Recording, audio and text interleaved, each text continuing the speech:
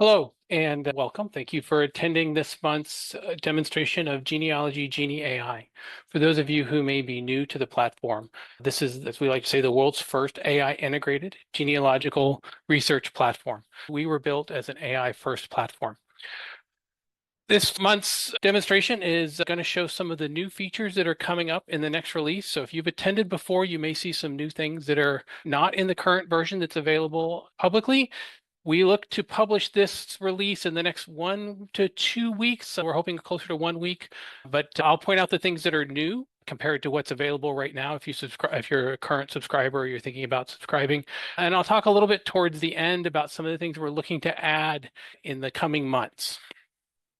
What you're looking at right now is the dashboard. And this is where you'll come when you first log in. Obviously, as a new user, you would see very little here. You basically just see empty recent projects, recent individuals. As you work on projects or individuals, they'll automatically get added here. You'll see the top 5 or 6 projects. You'll see the top 10 sort of recent events that you've interacted with. And down here on the events, you'll see where they have a little dot that indicates that the AI has interacted with this event. So this happens when you've gone out to an event and you've started up an AI research session and walked away because you don't want to sit there and stare at it spinning.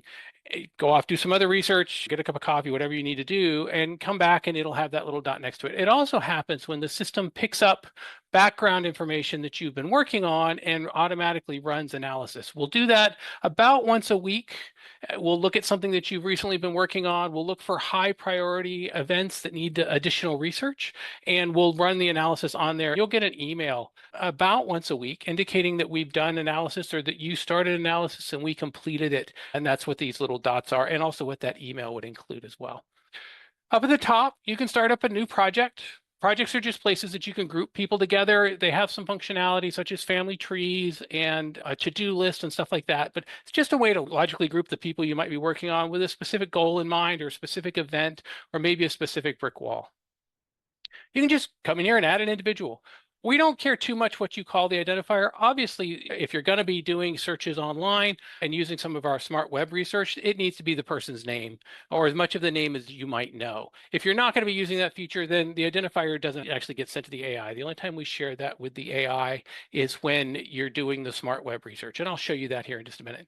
We do require a birth year. If you don't know the death year, if they're likely deceased, we do recommend that you put one there. So if we just do a new person and we give them a birth year of say 1100, it's an easy one to type.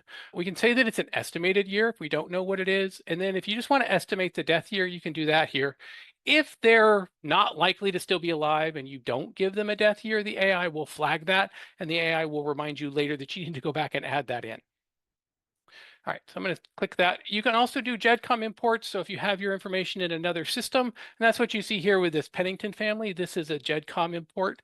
And you notice it says GEDCOM import complete, and there's 4 projects. So I'll start one. I'm not going to complete one because it takes a little while to run. But if you do like the Pennington family, as I mentioned before, we start off with the name. You can change this to something else. You can add notes. And this is the file that you selected. We currently do year filters. We're looking at adding a last name filter or maybe a list of last names that you want to start with. Let's just do 1900. We start with the oldest person that we can find in the date range you give us, and we walk their family tree. And then we take the next oldest person that isn't already in that previous person's family tree, and we walk their family tree until we get to about 150 individuals, and it comes out to be 4 projects. Sometimes it's 5 if we have some smaller little bits of trees that haven't been incorporated into one of these other projects. We're looking at removing that restriction. That's something that we added as part of the beta label. As you notice up at the top here, we are still considered to be in beta. As we get closer to removing the beta label in the next few months, we're hoping to be able to take that off, but it requires us to do some more testing on the front end. It's mainly a front end challenge in displaying that much information in a website. You have 3 choices you could append. So if you've already imported some information about this family, maybe did a different date range, or maybe you've updated the source information, you can just append it, which means anytime it finds something new, it will add it to the existing individuals. If it finds a new individual, it will add that new individual and their events. You can replace. So essentially, you know what? I did an import and I didn't really do anything with it. And the source system has been updated since then. So I just want to replace everything in Genie. For this family, you can do a replace. If you already have other people in this family tree, so this Pennington family, and you're importing some additional people, you can choose replace. It'll replace the people it finds. Other people that are part of that Pennington family, it's not going to replace them if they're not in your current GEDCOM export. And then you can merge, where we'll try to take the new information we find on existing individuals, and we'll merge that into the information that you already have, and we'll add in any new that we find in this GEDCOM import. When it imports, it will take a little while. So you'll see some status reports in this area along the project where it'll say, hey, I'm processing this person's birth, this person's death. I'm cleaning up 2,000 of 30,000 individuals and stuff like that. So just give it a little while. It can be incomplete. You can click on the project and you might not see anything in it until it gets further down. And at some point it will say, hey, I'm done importing, but I'm still working on relationships. So at that point, your family tree may be a little incomplete, and it will get to it. It's on the order of an hour-ish, give or take, in order the size and also the load on the system at the time. And once it's done, you'll see it say import complete. I'm going to take you into some of the details of the system now. We're going to use this Brassfield family. And so this is the Reba McIntyre, who do you think you are, Brassfield family. I just typed them into the system to give us a good example to work with on some stuff that's well documented and some stuff that isn't well documented, just to test out the AI. You'll notice that George is down here, and it actually says that something's running on George, and I suspect that's one of those background analysis. So it found something on George that it thought would be useful, and it's currently running it. But we'll just pop into George. This is George's timeline. So George was born, and this is pretty well documented, in 1684 in Macclesfield, England. So when I typed this in, I just typed in Macclesfield, UK. And the AI went out and figured out, okay, at the time it would have been this. And I can look and see what its analysis says, right? It says, hey, this is today it's this. At the time when this event happened, it was that. And then it gives us some local things nearby. So Pressbury is one of the local parish churches where they had records. And so it gave us that as another possible place of interest, and so forth. And it goes down. It gives you essentially 5 places of interest. If it turns out that in the United States, like a county split, or in Europe, a city or town went from one country to another, you'll often see those listed as other possible locations that you might want to research. Once you've entered this information, and we entered the individuals, we added in Thomas as the parent and entered in Abigail as his mother, because this was not a GEDCOM import. We can do some research, and we do the AI research over here. And the first thing we look at is, because this one has been marked as confirmed, and we know that because it has a green check mark, we know that because this is checked. We can also say, this is not confirmed, but it's as far down in the path as we can possibly get. I've convinced myself, I've written a little proof. Maybe I put some stuff in my research notes as a little proof here. You can go ahead and mark it as assumed to be true. And the AI will basically trust you and say, okay, I believe that's to be true. And normally events start off with marked as unconfirmed, and that's how everything goes into the system, and it's up to you to mark them otherwise. So right now it says fact. If it's unconfirmed, it'll say theory. And this is just a nice little wordsmith version of what you've entered into the system. So it lists who it is, it lists the father, because this individual has his father listed, and it lists the mother because, again, they're listed in here as well. Excuse me. Then it will say, okay, what would it be like to be born in Macclesfield, England in 1684? And so it'll give you some information. It's a market town. There were migrations pattern through the area. These are all hints you can use in your research.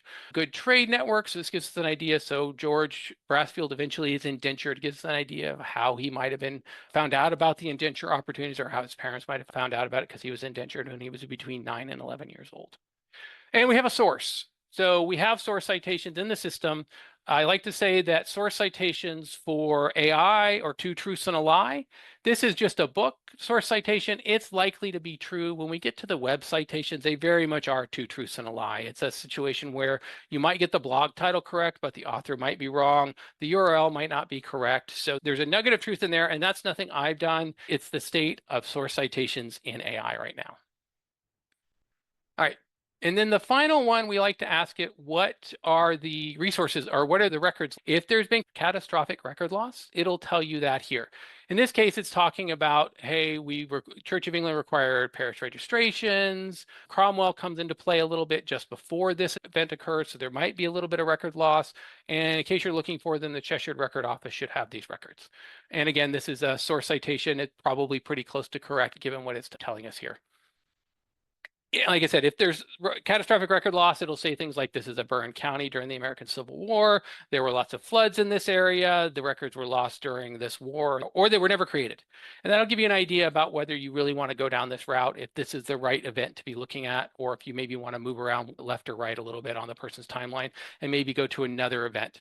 I'll tell you later on when they are in the colonies, there's maybe not in this version of it, but there's a tax event that shows up. Sometimes when we do the smart timeline, it'll pull up a tax event. I'll just kick that off. It's given the AI this timeline and it's asking it to generate some possible events that could have happened in his lifespan. And so what it's going to do there's a tax list there's some tax lists that survived the burning of the courthouses in the Civil War. And so sometimes we'll get things like property events or census-like events that deal with that tax roll because the AI says, hey, maybe he's on that tax list. Spoiler alert, he's not on that tax list, but it doesn't really know that because it can't get to the tax list, but it does know that tax list did survive. So it gives us some insights into what may have happened there. All right, so the other thing that we can do here on research is we can run what's called our smart web research. And this one's already been run. I'll show you how you run it on another individual. But the smart web research, the first thing it does is it goes and it finds, and there's a lot of information available on this individual. It says, okay, what archives are available? Where should this information be held? So if you're planning a trip, that's often good to know. If you want to go talk to that archive directly, that's also a good thing to have at your fingertips. If the person does not have a death date, according to Genealogy Genie AI, this person would still be alive.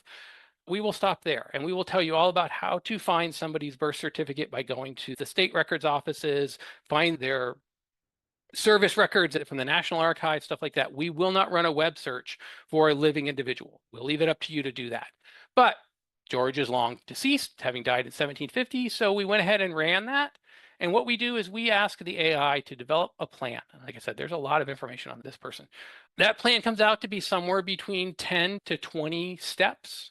We don't tell it how many steps to take. We don't tell it what to do. We just simply say, here's a theory, and we present this information as a theory along with all of the places that the person lived and all of the people that are on all of these events. So we don't want to tie it down too much. We want to leave some creativity, but we want to say the theory is that George Brassfield was born in Macclesfield, Cheshire, Kingdom of England in 1684 and died in 1750. And we say here are his parents, and then we say here are some other people, John Brassfield, Joseph Leonard Brassfield, and here are some places that may also be involved. So Essex County, Virginia, stuff like that. We package all that up into a nice statement, send it to the AI and say, develop a plan. And then we walk through the plan. This actually does have web access. So this portion is searching the web to find out what records are available that it can possibly see. It's not great at searching forms, but if the archives have a searchable, think if you could find that content on Google, we'll likely be able to pull it up here.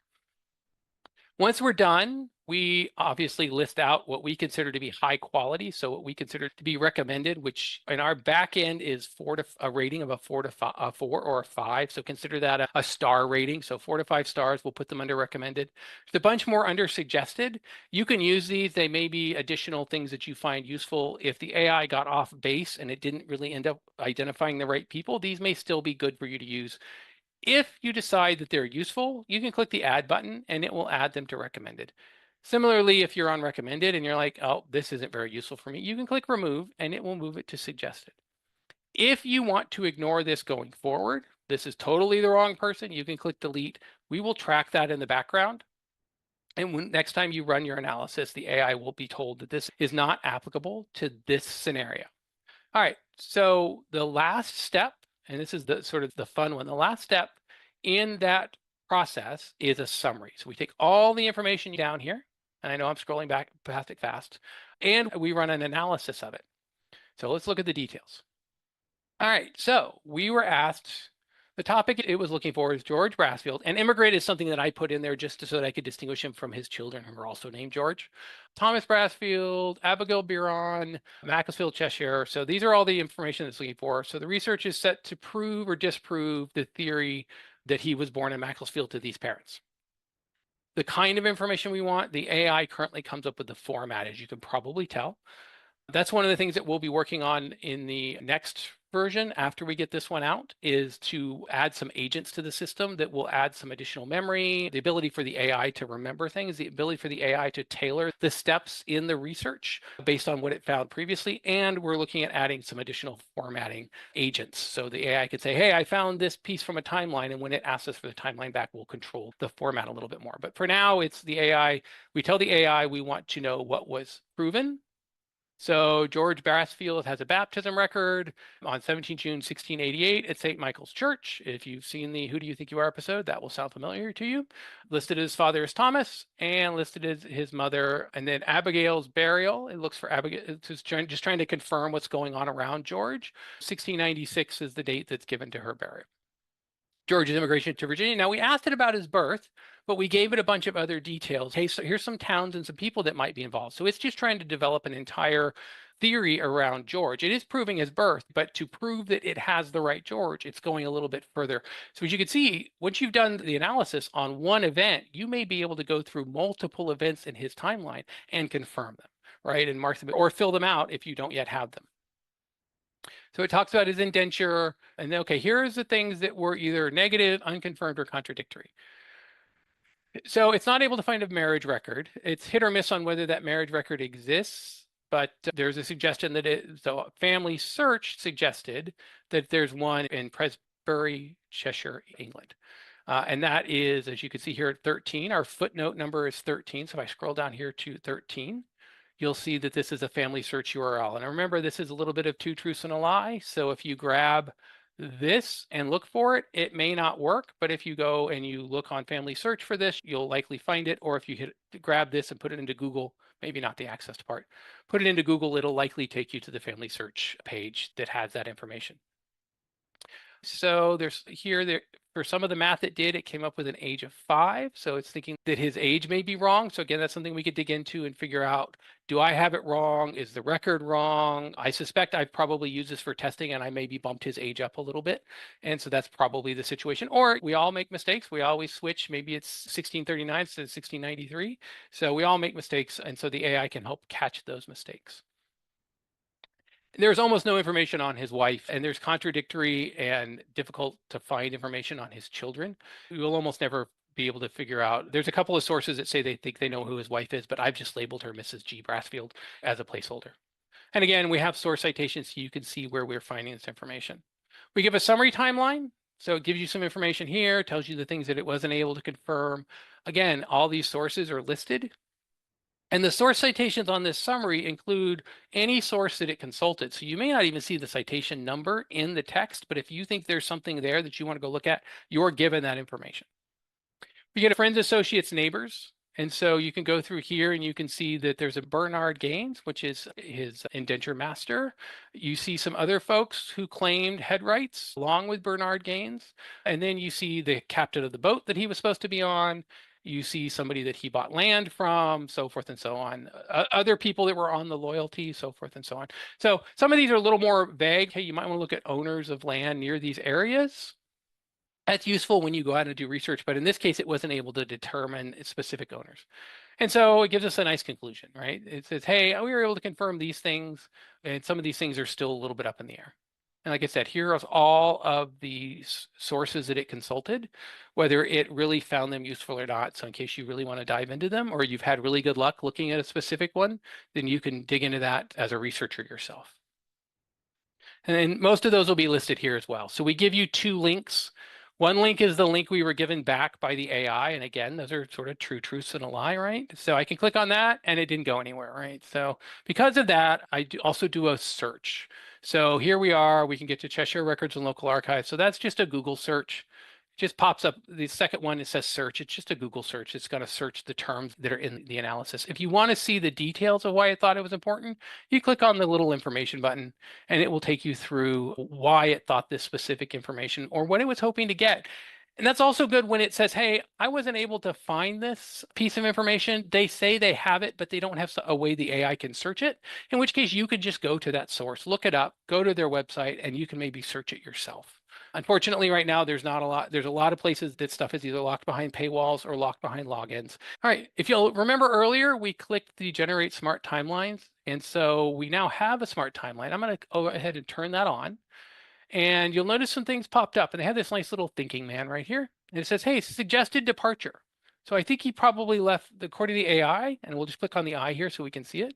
So according to this, he likely departed Bristol, England. So Complete Book of Immigrants is the source for that down here at the bottom. So you can go take a look at that and see if you think that's useful or not.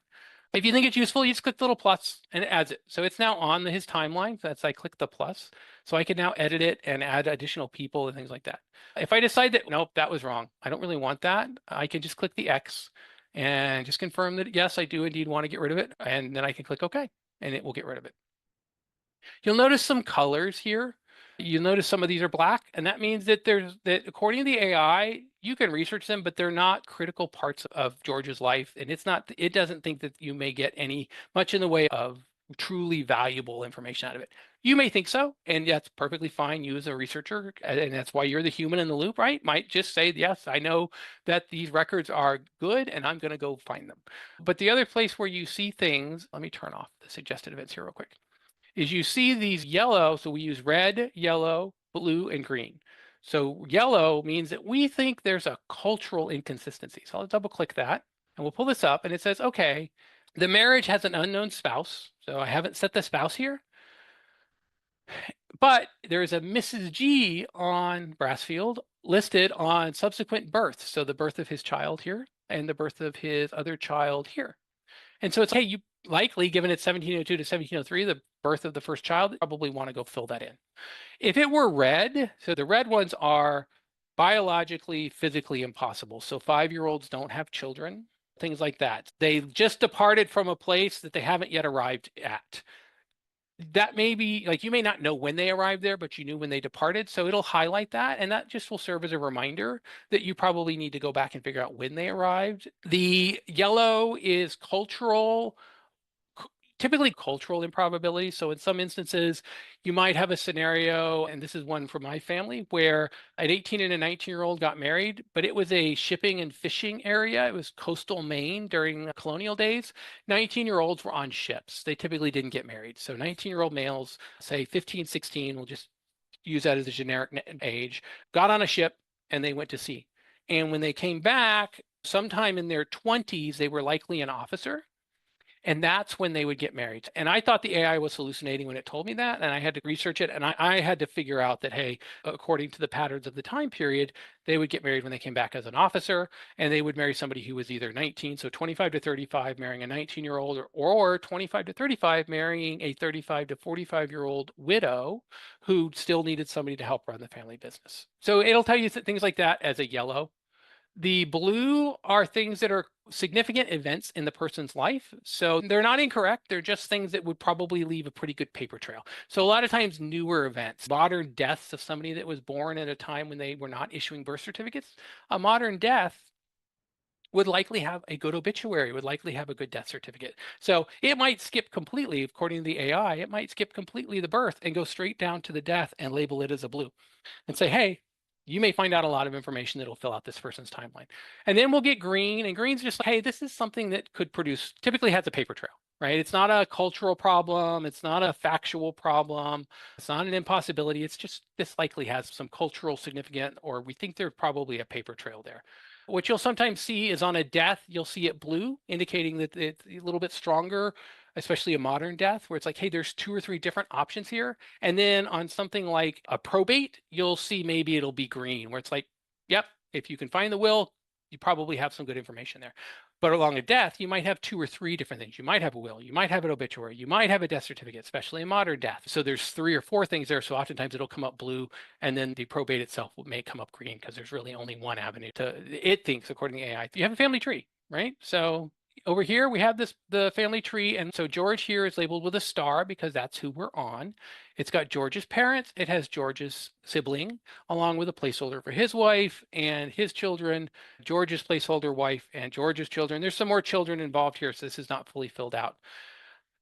From here is where you'll start seeing, and you notice it's got this nice banner across the top. One of the things that we've added is if you hit the I or you double click, you'll get this detail information. We used to have some other tabs in the system. If you've seen some of the other videos, there's some other tabs that show you lists of people and matrices and stuff like that. And it turns out that this is a lot easier to understand and collate the information in the context of the family tree and in the context of the individual. So you can get to that essentially anywhere you see an eye. So for example, there's eyes on these. You could double click one of these. You could also click the eye. So if I click on that, it shows me George Brassfield. And notice there's an eye here. So I can click on this and George Brassfield labeled the second. As far as we know, he was just called George Brassfield, but I labeled him the second because I wanted to differentiate him from his father. I've just changed his lineage here with his two parents, his full sibling. So you'll notice that George Brassfield and Michael Brassfield are here. I can add from here and I can look at his timeline. So this is his birth, this is his death. If there's more than 5 events, you'll only see 5 events here, and then it'll say, hey, there's 13 events on this person's timeline. Oh, I switched to George the second. Sorry, let me go back to George the immigrant. Click the button somewhere and we switched to George. All right, so we're back to George the immigrant. You'll notice down here, he has 10 events on his timeline, and I'm only going to show you 5 because that's a really long thing. If you want to see all 10, click on this and it will take us back to George's family tree. Oh, this was the test system. So apparently we didn't go back to George's family tree. Back here. All right, bring George back up. All right, so we have George's, and that will take us back to George, and where we can look at his timeline. If we want to see that back up again, we can click on as you probably saw, we can edit the individual. So I can open up George and I can change, hey, I know that this is probably wrong. I don't remember which direction it was wrong, but I can change that. I can click save, and you notice it changed there, it changed here, and it changed here. I could add an event to his life. So maybe he served in the military at some point. So I can save that. It'll pop up and I can put my information about when he served in the military and what he did down here. Note this little robot head. Anything you put in the notes or citations is sent to the AI. So please don't put the information about living individuals into that. The only other place we really send free text that the end user can put in to the AI is obviously the person's name if they are deceased, and also the place can be sent to the AI. So I don't need your physical address. We really just need the city, town. That's sufficient for the research purposes. If you want to keep track of that information, we have a research notes tab that you could go to, and you can fill out anything you want there. We don't ever send the research notes to the AI. So this is his, I'm just going to put VAUS, which when we save it, as it just did an autosave, it's going to run the AI in the background. We'll just let it do that. I can add relationships. So I can add a spouse. He has a spouse already. I could add another spouse. So I can click that. And I'm just going to grab a random person. This is not the right one. And it will say, okay, do you want to associate this person with the known marriage event? Well, I don't, because I know he's already married to Mrs. George Brassfield. So I want to create a new marriage event here. And I would just put in, what is it, 1690. I think he dies sometime after 1700. And then if I don't know the place, I can mark it as unknown, or I can go back here and put in the place. I'm not going to save this because this is not the right person. I just grabbed a random person out of my database.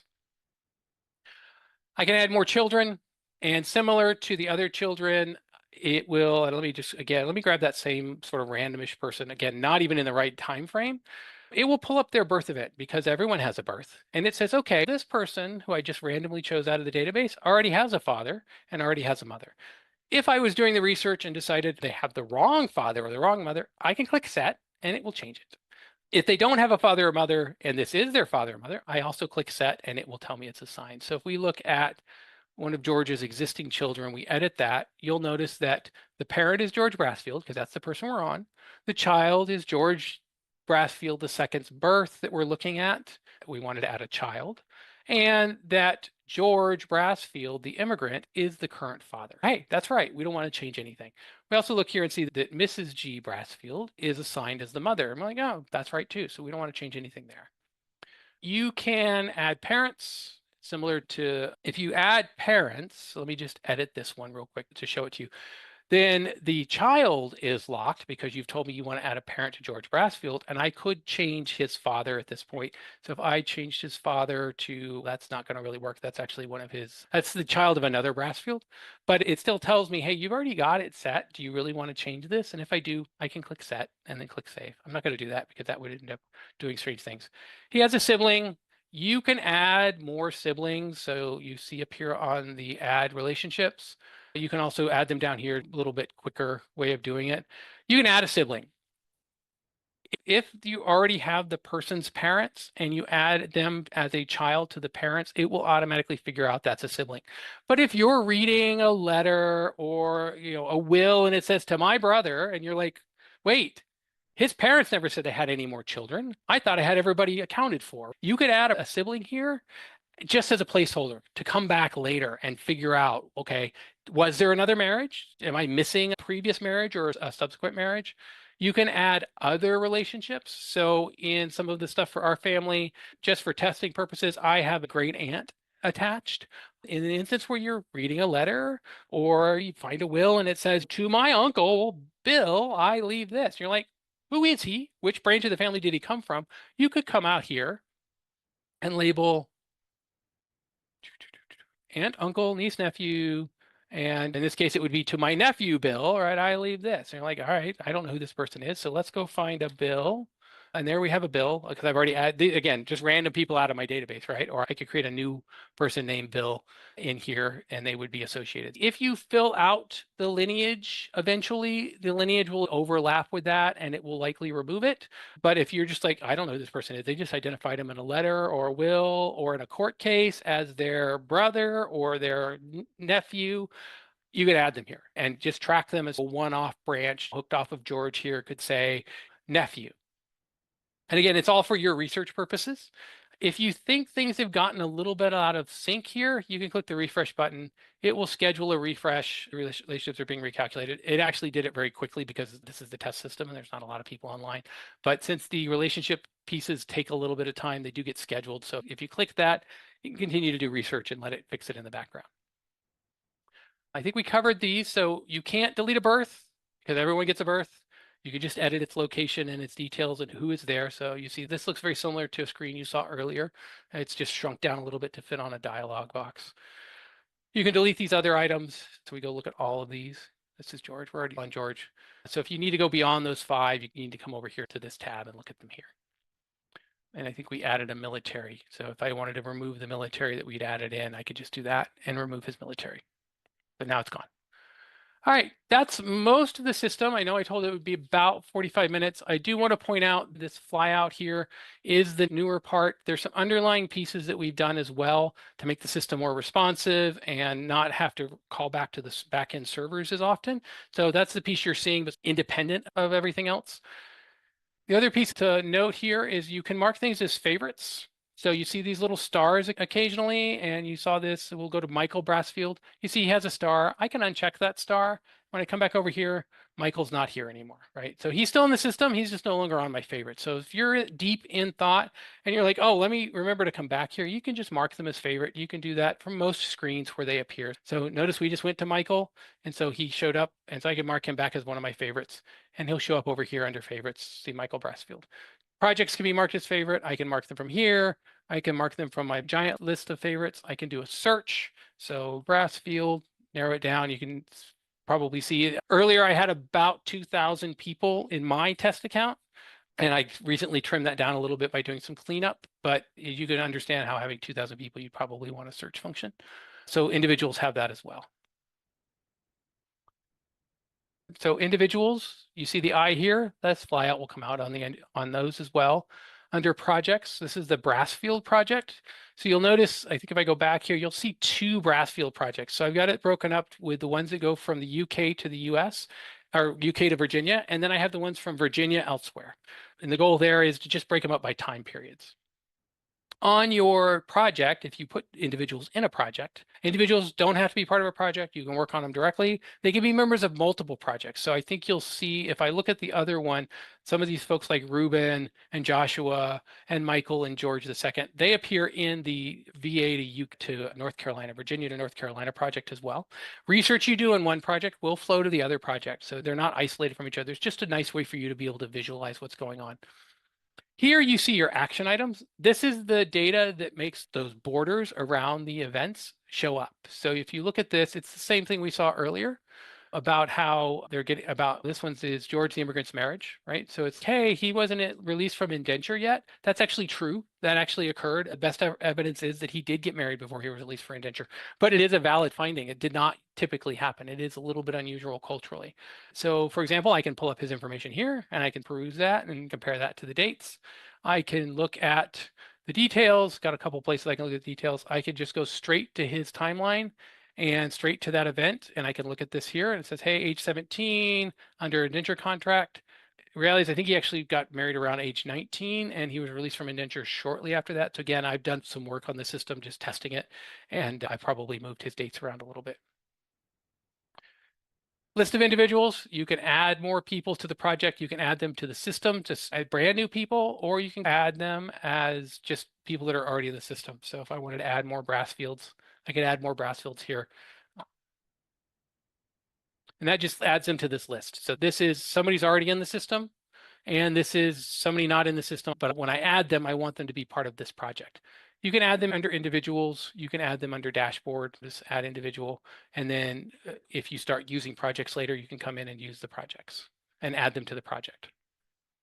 Family tree, I think we were here before, everybody who's in the project and some of their relatives. So not everybody that you see here will be in your project, but they're close relatives of the people in your project. So we reach out a little beyond that to give you a better view of the actual timeline. It scrolls automatically if you have a really big family tree. So if you hover over these arrows, and then the scroll bar on the mouse will scroll it up and down. If you want to zoom in and out, you can zoom in and out. This works on the family tree in the project and on the individual's history as well. I can do a refresh. Again, this is similar to this refresh. So I say, hey, refresh my relationships. That'll only reevaluate Abigail's because I'm on Abigail. This will reevaluate everyone that's on this family tree. So I just queued it in the background. It'll get to it. Again, test system, so it may get to it pretty quickly, but prod system with lots of people on it, it may take a little bit to go through all that data. If you want to save it, you can click this download button. It downloads it. And you can look at it. Let's see if I've got it on the right screen here, if it'll show up. Let me move that over. So I've downloaded this and it's now available for me to take with me to an archive, mark up, show my friends, put in a presentation. For the most part, this is everyone's timeline that's in this project. Again, it also overlaps a little or reaches out a little bit to like parents and people like that. You could download it as well, put it in a presentation, take it with you to an archive. And then we have a map. There are some things here we just don't know. This is a Google map. So we have some people, we have some locations we don't know. So this is 00 as far as latitude and longitude goes. So we can click on it and figure out what's going on. So in this case, it's a death that we just don't have a location for. We can double click. It works just like other Google Maps. So you can double click and zoom in, and that'll get more and more accurate the closer and closer you get. So this is all pretty much accurate as to where it's supposed to be. So they were married in Pressbury, which I believe is roughly this location, whereas the rest of these all happen around Macclesfield.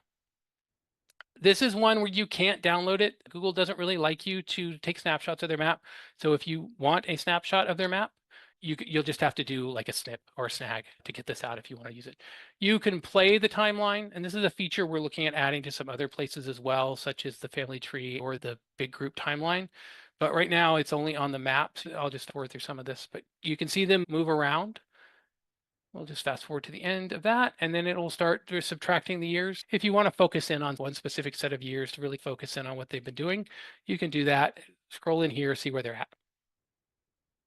There's some other filters we're looking at adding to this as well, but those are coming up in a future release. We're not ready to do those yet. All right, so we're just about done. I'm going to leave the last 15 minutes, I think, for questions. I do want to talk a little bit, maybe 1 or 2 minutes about what's coming up.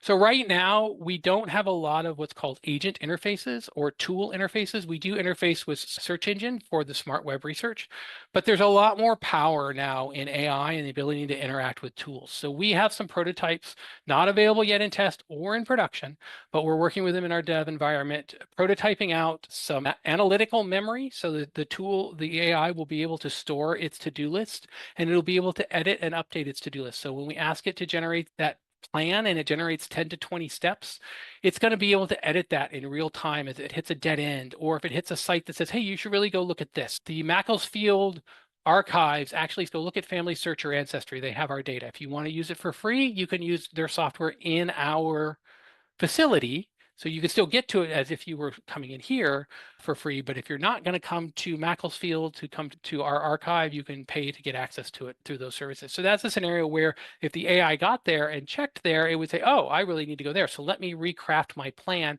and see what I can see on those. We don't have any special access to those, by the way. We are stuck with searching the web for those because they have their paywalls in place. Hopefully in the future, we can work with some of those folks and maybe get access, but I can't promise anything on that front. But at least the AI could say, oh, I've gone the wrong place. It's a dead end. So we're looking at adding that, what's called linear thought or linear planning, and have it able to adjust the plan. We're looking at adding some memory about who people are so it can build up a memory of who George Brassfield is.